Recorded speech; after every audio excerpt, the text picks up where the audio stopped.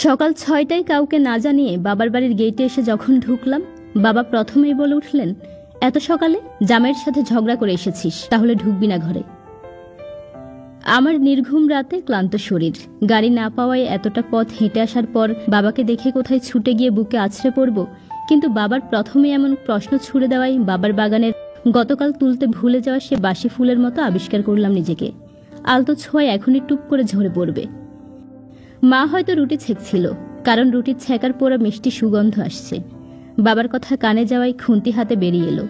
আমাকে দেখে প্রথমে চওড়া হাসি দিয়ে পা বাড়াতেই বাবা আবার হুঙ্কার দিয়ে বলে উঠল, মেয়ে বাপের বাড়ি আসবে ভালো কথা, ওকে বলে দিও ঝগড়া ঝামেলা করে এখানে এলে আমার ঘরে কোনো জায়গা নেই।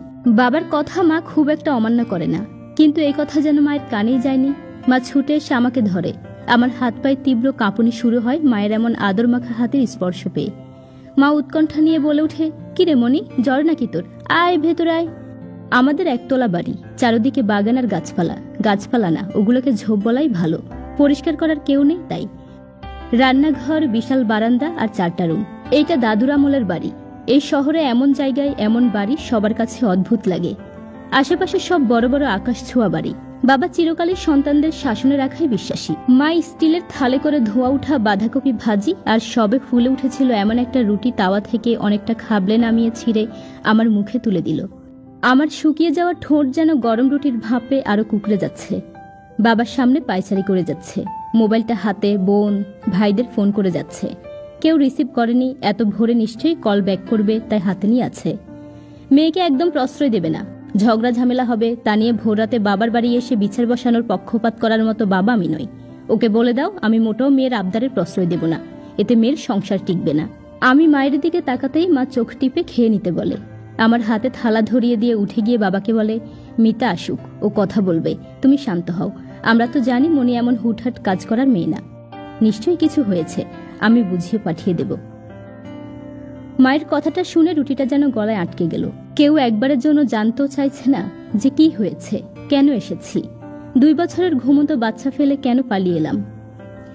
আমরা 4 ভাই বোনের মধ্যে আমি সবার ছোট। বড় বোন আর ভাই কাছাকাছি বয়সের, আমার সাথে ওদের পার্থক্য প্রায় 15 বছরের মতো। ছোট ভাইয়ের সাথে 5 বছরের পার্থক্য। ছোটবেলা থেকেই বড় অভিমানী আর আত্মসম্মান বোধ ছিল আমার। বাবাকে দেখেই শেখা হয়তো। কেউ যদি একবার আমাকে কোনো কিছুতে না বলতো, সে জিনিস বা ব্যক্তিটির দিকে আর ফিরেও তাকাতাম না। বন্ধু মহলে তাই আমাকে অহংকারী নাম দেওয়া হয়েছিল। নিজের অনিচ্ছা শর্ত বাবার পছন্দের গাড়ি বাড়িওয়ালার এক সুপাত্রের সাথে বিয়ে হলো। বিয়ের 2 দিনের মাথায় বুঝে গিয়েছিলাম এদের ঘরে কোনো কিছুরই অভাব না থাকলেও ঘরে মেয়েদের প্রতি সম্মান দেখানো মনোভাবের বড্ড অভাব, যেটা বাবা রাগী মানুষ হলেও আমাদের ঘরে ছিল না। শিমুল কথায় কথায় বাপের বাড়ি নিয়ে কথা বলে। ও মায়ের কথা শুনে ভালো খারাপ বিচার না করে কথা শোনায়। শাশুড়ি মায়ের মনে হাজার চেষ্টা করেও নিজেকে যোগ্য করে তুলতে পারিনি। কখনো লিমিট ক্রস না করলেও মুখের কথা, সারাক্ষণ ঝগড়া ঝামেলা। একসময় আমি ক্লান্ত হয়ে পড়ি। আমাকে চাকরি করতে দেওয়ার কোনো প্রয়োজন তাদের নেই। সব আছে তো, সত্যিই সব আছে, দামি শাড়ি, দামি ব্যাগ, হাত খরচের টাকা, তবে নেই শুধু মানসিক শান্তি। যে 2টা মানুষের সাথে সারাটা দিন কাটাতে হয়, সে মানুষ 2টা যদি আপন না হয়, তবে বাইরে থেকে তাকালে এটাকে কোনো সমস্যা কেন, সমস্যার আওতায় আনা যায় না। মানুষ কত কষ্টে আছে, খেতে পারে না, পড়তে পারে না, জামাই মদ খায়, মারে, টাকার জন্য চাপ দেয়, শ্বশুরবাড়িতে দেবর যা ননদ, কত ঝামেলা। আমার এসব কিছুই নেই, তাই নিজেই ঝামেলা বানাচ্ছি। মাকে ফোন করে মাঝে মধ্যে কান্নাকাটি করে বললেও পাশে বাবার স্বর শোনা যায়। মেয়ের সংসারে নাক না গলানো। আদর্শ বাবার মতো বলে, মেয়ের এইসবে কখনো প্রশ্রয় দেবে না, এতে মেয়ের সংসার টিকে না। মাও আমাকে আশ্বাস দেয়, ঠিক হয়ে যাবে, তোরই তো সংসার, সব তো পাচ্ছিস, কয়জন পায় এমন। আমি দীর্ঘশ্বাস ফেলি, যা মোবাইলের ওপান্ত থেকে এপান্ত আসে না। সারা জীবনে আত্মসম্মান বোধটাকে একটু একটু করে জ্বালিয়ে সংসার খেলাপাতি। ছেলের সাথে খেলতে বসি। শিমুলকে বাবা ফোন করে সব জানিয়েছে। বাসায় এসে দুপুরে খেয়ে যাওয়ার দাওয়াত দিয়েছে। সে ভদ্রতা ঝরে পড়া কণ্ঠে জানালো তার অফিস, সে সন্ধে আসবে। তখন বাবার সাথে দাবা খেলা হবে। বাবা আপ্লুত, এমন মেয়ের জামাইয়ের জন্য বিরক্ত মেয়ের উপর। বোন এসে গেল, কাছে ওর বাসা। আমি এখন নিজের জন্য থাকা সে রুমে। বোনের বয়স এখন 40 ছুঁই ছুঁই। চাকরি করে তাই সালোয়ার কামিজ পরে, তাই অত বয়স লাগে না। বোনের যখন বিয়ে হয় তখন আমার বয়স 10। বোনের 4 দিনের মাথায় এক সকালে এভাবে চলে এসেছিল।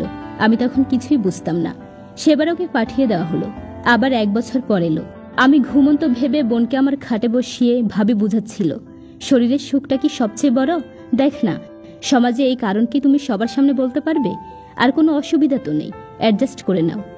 আরও অনেক কথা হয়েছিল, সেদিন না বুঝলেও এখন মনে পড়লে মাঝে মধ্যে মধ্যরাতে জানালার পর্দার পাক গলে আসা হিম বাতাসের মতো কাঁপুনি দেয়। বোনের এখন বিশাল সংসার, একাই কর্ত্রী সে, কিন্তু মাঝে মধ্যে আমি ওর দিকে যখন তাকাই, কি শুকনো একাকিত্ব দেখতে পাই, যেন স্থির কোনো বৃক্ষ। বোন বেশ ব্যস্ত ভঙ্গিতে আমার কাছে ঘটনাকেই জানতে চাইল। আমি আসলে বলার মতো কোনো উপযুক্ত ঘটনা পেলাম না, কারণ আমার যে সে ঘরে দম বন্ধ হয়ে আসে।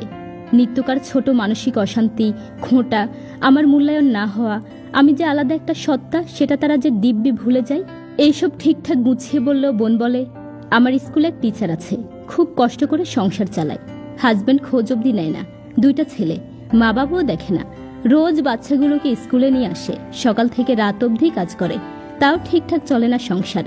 স্বামীকে ঘরে আনার কত চেষ্টা, তার চেয়েও কি বেশি খারাপ আছিস নাকি তুই? আমি উত্তর দিতে পারি না, তাকিয়ে থাকি। বোনের চোখ আর মুখ এক কথা কিন্তু বলছে না, সে তা বলছে যা সে শুনে এসেছে। বোনের মুখে মুখে তর্ক করার সাহস কোনো কালেই ছিল না, তাও আজ একটা প্রশ্ন না করে পারলাম না। অনেকের চেয়ে ভালো থেকে তুমিও কি ভালো থাকতে পেরেছ আপু? এত বছর পরও কেন তোমার চাপার নিঃশ্বাস আমি শুনি? আপন মানুষগুলোর কারো একটু সাপোর্ট পেলে তুমিও কি আরেকটু ভালো থাকতে পারতে না? বোন স্থির দৃষ্টিতে তাকিয়ে আছে, বাদামি কালো চোখের মনে চারপাশটা চকচক করছে, তবে গড়িয়ে পড়ছে না কিছু। দোয়েল পাখির কিচকিচ শব্দে বিশাল একটা স্থির সময়, যেন কাটছেই না। আর কিছু না বলে উঠে চলে গেল রান্নাঘরে মাকে সাহায্য করতে। মা এর মধ্যেই মাংসের জন্য পেঁয়াজ মরিচ তুলে দিয়েছেন, তেজপাতা গরম মশলার ফোড়ন দিয়ে। একে একে সবাই এসে বলল, বাচ্চার জন্য সব সহ্য করতে হয়, নইলে কি আর মা হওয়া যায়? শিমুলের মা একটু ওরকম আর কি, কথা শোনায় অযথা। কিছু মানুষ থাকে এমন, কারো সুখ সহ্য করতে পারে না, সংসার তো তোরই, তাই না? আমার দৃষ্টি স্থির হয়ে আছে বাড়ির দেওয়াল ঘেঁষে দাঁড়িয়ে থাকা পুরনো কালো চামড়া ধারণ করা সে আম গাছটার উপর। কেমন স্থির, আমের দিনে আম দেয় কোনো যত্ন ছাড়া, বাকি সময় ওভাবেই থাকে। আমরা সে গাছে কত চামড়া তুলে খেলতাম, দোলনা লাগিয়ে খেলতাম, এরপর ভুলে যেতাম আছে নাকি নেই সে গাছটা। আমরা আমাদের অস্তিত্বকে ঠিক এমন বানিয়ে ফেলি এক সময়। বোন আমার কাঁধে হাত রেখে বলে, মেয়েরা আসলে এমনই, এক একটা নারী বৃক্ষ। শিমুল বাড়ি এলো, ভালো খাওয়া দাওয়া করলো, হেসে কথা বলল, আলোচনা বসলো, দেশ রাজনীতি কত কিছু। কাল রাতের সে বিশ্রী ভাষার কথাগুলোর সাথে এই মানুষটার কোনো মিল নেই।